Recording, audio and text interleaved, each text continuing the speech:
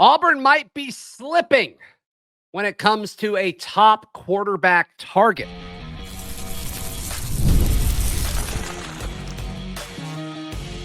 You are Locked On Auburn, your daily podcast on the Auburn Tigers. Part of the Locked On Podcast Network, your team every day. Yes, welcome on into Locked On Auburn, your daily Auburn Tigers podcast. I'm your host, Zach Blackerby, and thank you so much for making Locked On Auburn your first listen every single day. It's Recruiting Thursday, so we're joined by Brian Smith. He hosts The Portal as Locked On's recruiting, transfer portal, and NIL podcast. Brian is absolutely killing it over there. We're going to talk about the transfer portal and the tight ends that are currently living within it. Who would make sense to replace Rico Walker as he left Auburn just a few days ago. Devin Carter, Auburn commit. He's still a priority. We'll discuss what that means, as well as other folks throughout the state of Georgia. But I mean, Brian, we talk about this every time you come on. Travis Burgess. Last time you and I sat down, he had a quote out there. It's like, it's a 50-50 battle between Auburn and North Carolina. The epic battle between Hugh Freeze and Bill Belichick. Well, since we last spoke, it does seem like North Carolina is, I don't want to say gaining ground because it feels 50-50. Maybe they've taken the lead for Travis Burgess. Is that what you're feeling? Because that's kind of what the buzz is saying. That's what I'm gathering, and I'm just reading the tea leaves here. Sure. I haven't spoke to Travis, but they were the team to beat. There ain't any doubt. So within the last month or so, Carolina's made a move. Why? I don't know. But I get it. It's Bill. So you're going to at least go check it out. But I spoke to John Garcia Jr., and we talked about that on my podcast earlier today on the portal.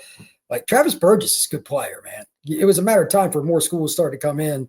Yeah, we've been talking about this for 4 or 5 months at this point. Yeah, Belichick obviously had this 6'5" guy that worked out for him in Boston. Maybe that's what he sees with Travis long term. I don't know. But at the same point, he wants to fit for what he does on offense and defense. So I'm not surprised Carolina's going after him. But at this point, is it just he just doesn't want to go to Auburn? Because they've been around his for his recruitment the longest. His parents like Auburn. He's been to Auburn numerous times. And now Carolina finally gets him around the campus, and they're right there with Auburn. That gives me a lot of pause. I don't know what it is, because Auburn's done such a good job of recruiting the last few years. That can't be disputed. Yeah. But right now, Carolina is, if I had to pick, I'd pick Carolina. Yeah. I mean, I think a lot of people would get in that line with you. So let's play worst case scenario. Let's say that Auburn loses the grasp of Travis Burgess and they have to look elsewhere in the 2026 class. It's late in the process. I mean, quarterback recruiting starts a long time ago. I mean, what do they do? I mean, you've got to get somebody in this class. Well, there's 2 ways to look at it. There's probably some kids they had feelers out to at one point, and it was just, kind of warm, never got really heated up. And then there are kids that you recruited, and for whatever reason, it ended up trending towards Travis Burgess. Mm-hmm. First name is obviously Landon Duckworth, another in-state kid, just won a state title at Jackson High School down in South Central Alabama. But Ole Miss and Georgia and Florida State and a lot of other schools are after him and been more ardently recruiting him. Yeah. At this point, I'm not sure Auburn gets a quarterback in this class unless they take a flyer on a kid that I don't really know about. And that's possible. But I'm not warm and fuzzy about it. And part of the reason, I think, is quite honestly because the Deuce is going to play as a freshman. That's not going to make a lot of guys feel warm and fuzzy about playing time. There's nothing Auburn can do about that. But you still, it's been proven, when you miss on an entire class at quarterback, it usually doesn't end well 2 or 3 years later. Yeah, so and maybe it's not as dramatic with, and you and I've talked about this before, top quarterbacks transferring so much, but you still have to fill the room up. And it's usually a combination of you going out and get a transfer portal guy, and then, you compete with guys that you currently have on the roster. But in this world where, Ashton Daniels after this season is going to run out of eligibility. And I've said on a previous show, I have a hard time seeing a world where Jackson Arnold and Deuce Snyder both in the quarterback room for Auburn next year. I just have a hard time seeing that. It can happen. It's going to be really expensive, but it could happen. And then I I guess Matthew Caldwell, the guy from Troy coming in. Yeah. Well, I think this is his last year. So when we talk about the future, that doesn't really matter. So then to fill up the room, though, you're going to have to get these guys who's like, hey, you're never going to like sniff being a starter here, probably. But we need to fill the room up. Like, that's just a weird, like, is that a pitch that you just want to live in all the time? That's tough. That's a tough place to be. But I mean, Auburn's not the only school dealing with it. They're one of all the schools. There's 134. Right. Yeah. They're one of those 134. Like Steve Angeli just left Notre Dame. Pretty good prospect. Yeah. The kid that transferred from App State to UCLA sees Tennessee open up. Like it is So a fluid. dominoes. It's ridiculous. So everybody has their own problems, but let's look at it from the other side of the coin.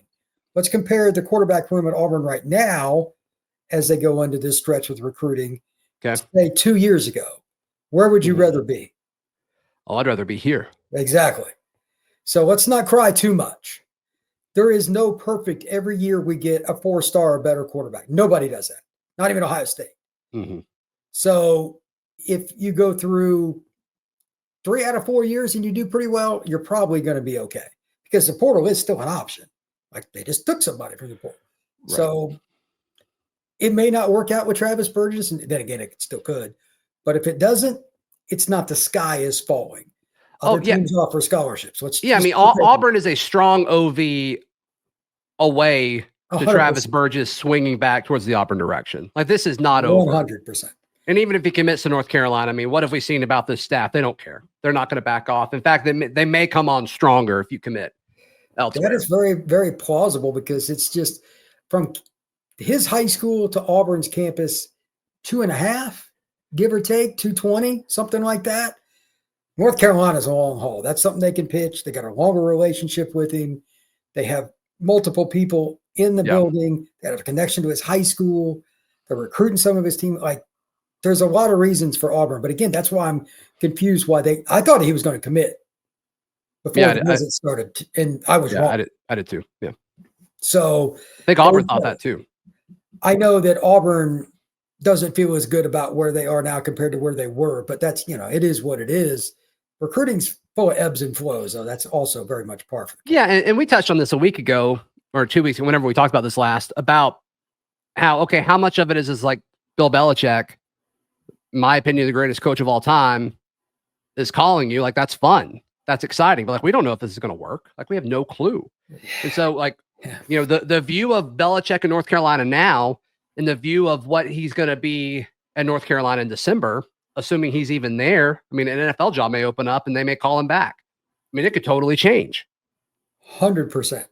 So now it'd be best if you could get the commitment because it helps you with receivers. We're going to talk about one here in a minute. Sure. But if you get one at the end, it's still the most important part. That's the other thing. Like they didn't get when did Deuce commit? September? I mean, it took forever. That was a weird recruitment. So sometimes it just works out. It really was. I doubt it's going to go down the Deuce path, but at the same time, if they get him in November, does it really matter if he jogs out onto the field at Jordan Hare and throws touchdown passes? Not really. Is there some irony in, we assumed that they were going Travis Burgess because it might be the more like affordable option from an NIL standpoint, right? To now, like it may not be that much of a discount because of what you may have to shell out and who you're competing with. Carolina's got real NIL. That's what I'm saying. Yeah, you're 100% right. So, and everybody commits for different reasons. Like, is it 100% NIL, like highest bidder for Travis Burgess? My gut says no. But it's going to be a factor. How is it not? It's going to be a factor with almost every kid. So worth paying attention to. I think that he will make his decision when he's ready. Whenever that is. He's a nice kid, very intellectual. He'll figure it out. Yeah. So Devin Carter, the wide receiver from Douglas County, Auburn commit. He's a priority, and he should be, and he's not alone. That's next, right here on Locked On Auburn. Today's show is brought to you by our friends at Amazon Fire. Did you know that your Fire TV is also an Xbox? You can turn on any TV and turn it into a gaming and entertainment hub with Fire TV Stick 4K devices. No console required. Just grab your paired controller, subscribe or sign into Xbox Game Pass Ultimate with EA Play included, and you're ready to go. You can dive into hundreds of premium titles, including EA Sports College Football, to the latest Call of Duty. They've got everything. You can even stream your favorite TV shows. Head to Amazon.com/Fire TV Locked On to get started. Xbox Game Pass Ultimate subscription and compatible controller is required. Available on select devices, including Fire TV Stick 4K, Fire TV Stick 4K Max, and Fire TV Cube.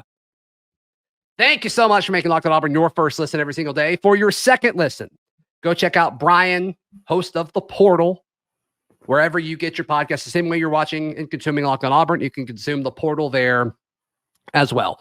Devin Carter, Douglas County, Georgia standout, 4-star. I believe it's a consensus 4-star across the board. An exceptional player.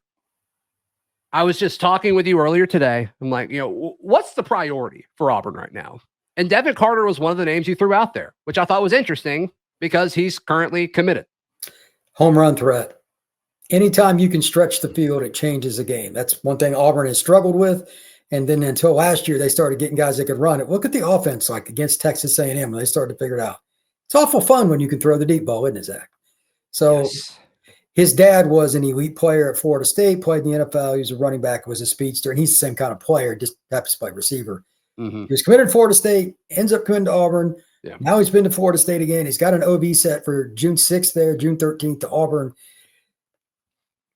I don't know. I mean, Florida State desperately needs wide receiver way more than Auburn, which is a good thing. Again, compared to 2 years ago, Auburn's in a way better spot at wide receiver. Not even close. It's like Mars, the distance from where they were. But you don't want to lose the next guy either. Right. This is a kid that's a national recruit for a reason. Like Bama wanted him. So that puts is this Auburn or FSU in your mind? Like, is FSU the biggest threat to Auburn right now, you think? 100%. Okay. And I think the dad's part of that. Like, again, he's a Florida State alum. He was really good for Bobby Bowden. Like, he wasn't just a guy. Sure. He was legit. So Dexter Carter played in the NFL like 5 years. But I think there's that kind of consensus in my mind. Like, Florida State's awful right now. I mean, they won 2 games. Auburn wasn't good, but Florida State was a joke. You need to play well early this season to lock this up regardless. And Florida State will probably get in its own way. I mean, they just lost a kid from 30 minutes from their campus to Cal. Yeah, that's crazy. That might be the worst recruiting loss of any school in the last 10 years. What side of the ball do they play on? Well, that kid is a defensive – everybody, Auburn offered him. He had an offer from everybody. Cameron Brooks, defensive end, elite player that everybody offered early. But if you're going to Cal, I'm sure you're not an offensive player. That's all I'm saying. Yeah, I'm not going to get into that. You don't have to. I'm just speculating. I don't know. I'm just speculating. So Devin Carter, though, I mean, is there I know you said home run threat. Do you have a player comp for Devin Carter? Any of the kids that are like Turner, there's any of the guys that are really fast at Auburn right now, that 6', 175 guy that can just fly. Yeah. Every school needs one. Not everybody has one. Auburn's got multiple right now, but say it again. Turner would probably be the closest, I would guess. Okay, that's interesting. So Devin Carter and then Denarius Gray are Auburn's 2 receivers that are committed. Really good players. In the 2026 class. You hinted at it a second ago. What does not having a quarterback mean to those guys, you think? That's the biggest question because every kid's going to look at that differently.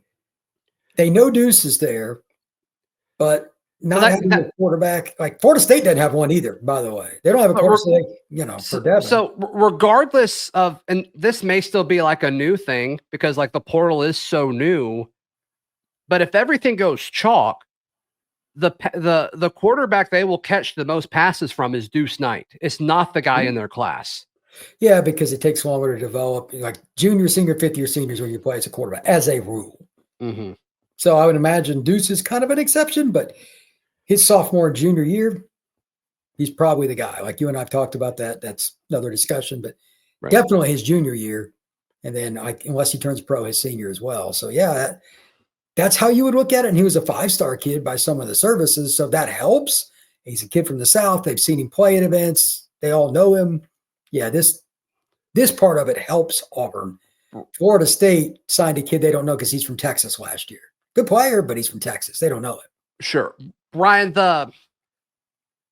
mean, there are different opinions on like the current state of college football, right? And the folks that are more of the purist traditional college football fans, which is a lot of them, they hate the current landscape of it, or maybe they don't like it. Maybe hate's a dramatic word, but whenever we discuss like, okay, well, like after Deuce, like odds are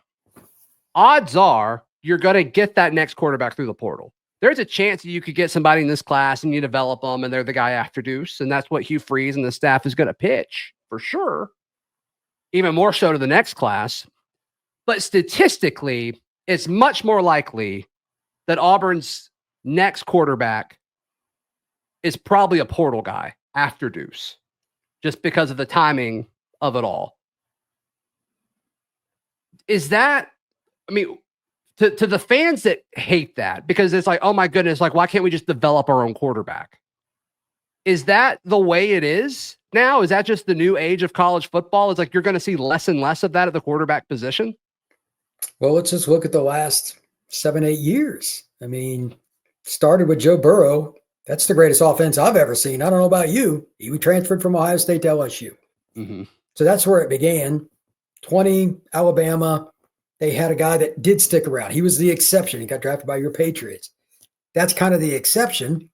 Then you have the kid that was at Georgia. He in and out of Georgia. So he technically was a transfer. Everybody's got somebody. Jackson Dart was a transfer, just went in the first round. Shador Sanders a transfer. Cam Ward was a transfer. Quarterback position has the highest rate of transfer because there's one football and there's usually 3 or 4 guys in the room. It's not a good combination. Right. So to me, you're going to probably every other quarterback you see at Auburn to UTEP, it's going to be a transfer. That's just the way it is. Yeah. I mean, do you think one is better than the other? Because like I not be that way, but I think part of that's does this coordinator stay for a long period of time? Because that's the other problem. Sure. They don't, and the kid gets mad when the coordinator leaves because he makes an extra $1 million, become a head coach. You got to go, or whatever it is. Then the kid wants to leave because his guy is gone. Remember, kids pick coaches, not schools, but that's another discussion. Right. So, yeah. That just seems to be one of the loudest forms of feedback I've gotten this offseason is why can't we just develop our own guys? Like, why do we have to go get guys in the portal? It's like, well, some of it's guys leave. And also it's like, you've got to bring in guys you always got to try to bring in guys that are better than what you currently have. Like that's always going to be the goal. It's no different than Major League Baseball, Major League Soccer, NFL, anything. It's if you have a free agent that betters your program, you're probably going to take a strong look at it, if not make an offer. Yeah, it's just an interesting world that we're living in with college football. And I don't think it's all good. I used to be so pro portal, so pro NIL, and like I think there's a place for them, but the current state of it, like it is interesting. Like I don't know how. Well, I don't know how you fix this. There's a few things they can do, but the word lawsuit's going to come in no matter what direction you go, and that's the problem. That is the either problem. Got to make it a limit. You get a transfer once and have immediate eligibility, or B, they got to get rid of the spring window. Mm-hmm. It's A or B. If not, you think getting rid of the spring window is enough? It would get rid of a lot of cheating because you wouldn't be able to cheat. You can't transfer. Right. There is not a school that does not cheat. You're talking about tampering? Yeah. Yeah, sure. 100%. Well, the loopholes are so wide, like they're not even technically cheating. It's just like they're not trying to close the loopholes at all. Well, I mean, there's a rule against you contacting another player in another roster, and every school does it. That's the biggest thing. Gotcha. And on top of it, some schools just have more money than others. So it's going to get worse next year because of the house settlement, in my opinion. Yeah, I don't think the revenue sharing thing is going to help. I think it's just going to because there's going to be independent people like Auburn's got some big money boosters, not elite like Phil Knight, but plenty of money. Yeah. You think they're not going to still contribute? No. Right. It's like, just because rev sharing is coming in, it doesn't mean the NIL situation's going. It's just going to be more money. So I saw somebody posted the other day on one of my pods like, we need a salary cap. That is impossible. Zero chance. Right. Yeah. You would never get that through legally. You just wouldn't. No. You wouldn't. And you couldn't stop it even if it was a rule. They're not going to do it. Right. Yeah. I mean, there was a salary cap of 0 a few years ago, and we all know what was actually happening there. Right. Yeah. Kids getting bought left and right. So that's not a realistic function. All right. Yeah. So speaking of the portal, like the tight end position at Auburn became the most interesting with the departure of Rico Walker. Are there guys in the portal at the tight end position that you like, Brian? That's next, right here on Locked On Auburn. Today's show brought to you by our friends at Monarch Money. We've all been there. We've all checked our bank account and looked at it. It's like, oh, where did all my money go? Oh my goodness, I spent too much on this or that. Well, it's easy to lose track, but not with Monarch Money. When it comes in, it's your personal CFO, and it gives you full visibility and control over your finances. I love that it's not just a budgeting app; it's a complete financial command center, and so you can see all of your spending, all of your trends, as well as all of your investments, all in one place. You can manage money with your partner. It's even smoother than ever if you want to link accounts. And you can track shared and personal accounts, set goals, and stay on the same page without the stress. So take control of your finances with Monarch Money. Use code LOCKEDONCollege at monarchmoney.com for 50% off your first year. That's at monarchmoney.com. Use code LOCKEDONCollege, all one word, no spaces, LOCKEDONCollege for half off your first year. Brian Smith, host of The Portal, hanging out with us. Rico Walker enters the portal. Surprised me a little bit. Not going to lie. Surprised me a little bit. I heard good things about Rico over the course of the spring, but he's leaving. He's leaving. And so now it leaves an interesting room where, okay, you brought in Preston Howard from Maryland, and Brandon Frazier's playing his 20th year of college football, which I'm all here for. I'm glad he got that extra year because he got injured a year ago. Super glad he's back. I think the world of him as a human. So you got Brandon Frazier, and you got Preston Howard, and then you move Tate Johnson from interior offensive line to tight end. He reportedly caught one catch, was targeted once, caught one catch throughout spring, but he's going to be a blocking tight end, as we all assume. And then arguably the most talented guys in the room, they're just 18, they're young, is Ryan G. and Hollis Davidson. So I guess my question to you, Brian, you just kind of on the outside looking in, and I mean, you've been around, I mean, you were at 8A, you've been around this program. Is that enough in the tight end room to go through the SEC, or do you need to replace Rico? That would be enough if you had the number one offensive line in the league. I think you need another threat. I mean, Rivaldo was a unique player. He will be missed. I remember him, I forget which game it was. He caught a pass, turned upfield, made a guy miss, was run down. I'm like, that does not look like a normal tight end. He was coming at me. I was on the sideline. I'm like, that is an athlete. Yeah, no, he looked like a big wide receiver. Yeah. Yeah. So, okay, you may not get him out of the portal. I get that, but you need to get something. And I did a whole bunch of research going through all these guys, and like, there's a guy that was at West Virginia. Okay, it's at least P4 program. Sure. His run blocking grade was 45.5. No. You know what I mean? Like, they need another blocker that can at least be somewhat helpful in the pass game. But if your run blocking grade is that, it's not going to get it.